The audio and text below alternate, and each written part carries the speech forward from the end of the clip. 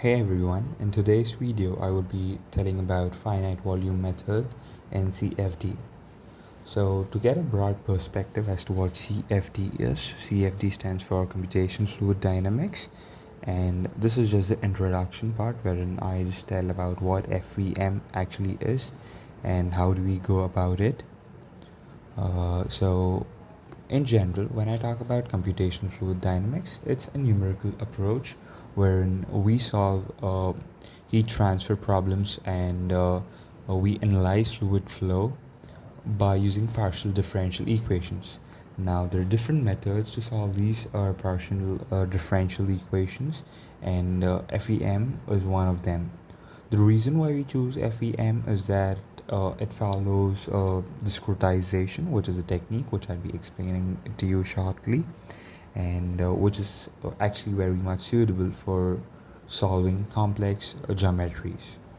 Now, there are a couple of basic rules wherein we need to follow while doing FEM.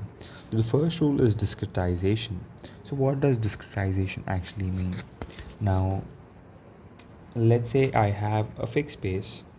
Let's say I have a cube or a cuboid, and the flow properties or the temperature variance to be calculated for this particular cube.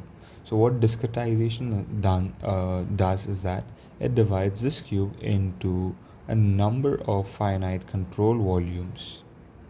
Now this is the actual cube, but wherein we have a number of control volumes. So actually it was one cuboid, now we have n, like let's say 10 cuboids. Okay, so discretization is where we divide one finite control volume into multiple control volumes which do not overlap. Now the second part, what we do is that we apply integration of that particular general equation for one control volume. Let's say for this one small control volume, let's say we have to find the heat transfer characteristics, and there is a general equation. We just apply it to this control volume in the second part. Now in the third part, so I hope it's clear till now. The first step, we divide the entire volume into multiple control volumes. In the second part, we apply integration for a fixed control volume, and the third one, we use interpolation schemes wherein individual integrations are calibrated and we generalize a form or a final equation. Now the general nodal equation in FEM is given by this, which is AP phi p is equal to summation AN phi n plus SP, where AP is the coefficient of the central node, AN is the coefficient of the neighboring nodes, phi p and phi n values at the central and neighboring nodes, and SP is the source term contribution. Now here node means nothing but a centroid and a control volume. For example, I had the small control volume, it would be having a particular centroid, and that centroid is called as a node. So I hope these four terms are clear, but what exactly is a source term? So a source term is something that adds or removes quantity in a control volume. Now let's say I have a room and it's winter outside. I have a heater along with me. So the heater typically adds heat to my room. So I can consider my room as a control volume and the heater adding heat to the system. So basically it acts as a source term. Now we do not find much of the source term in the Navier-Stokes equations, but actually when we deal with turbulent kinetic energies or heat transfers, we find a lot of source terms. Okay, now I hope you've understood what CFD is, what finite volume method is, what are the rules in finite volume method, what are the rules in the finite volume method, and what's the general equation. Now, but what exactly is our motto in the finite volume method, and what are terms or like the implicit and explicit functions? We would be having a look at them right now. So Actually, we have a complicated Navier-Stokes equation, what you see here. So this is the complicated Navier-Stokes equation. In finite volume method, our main aim is to convert this equation into a matrix form, where mu is equal to b is in the matrix form.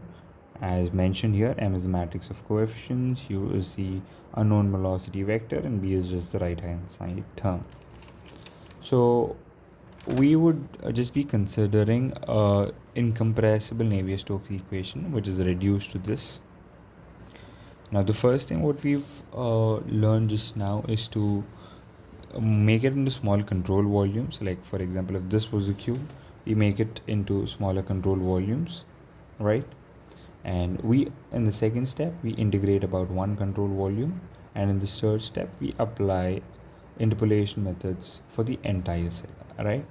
So now this is a general equation, and now in the second step we integrate this equation, let's say in the first cell p. Okay, so I apply the integral function to this equation, and this is how it would be looking. Now we know that integration and addition are stuff which are commutative. I can do it individually as well. So when I break them down individually, this is what I have, right? So let's start by kicking off with the easier terms first, like let's say integral g dv. Now here gravity is a constant, and integral dv just gives me vp, which is the volume of the cell. So this is a constant term which doesn't have much, which doesn't actually have any influence, or it's not at all proportional to the velocity. So these terms which are not at all proportional to the velocity will be added to the right hand side, that is the b vector, whereas anything that is going to be proportional will be added to this matrix. But source terms are the terms which are linearly proportional, and that's why they represent by SU. Okay, so they are added to the right hand side of the Navier-Stokes equation. So as I told you in heat transfer and turbulent kinetic energy theorems, we have a source term which is represented by SU. Here S is a scalar and U is the velocity, right? So now we've integrated this g term. Now let's have a look at the integration of the source terms. So the integration of source term about a fixed volume v is given by this. Now since s is a scalar, it will be plugged out of the integration, and we just have the integration of the velocity.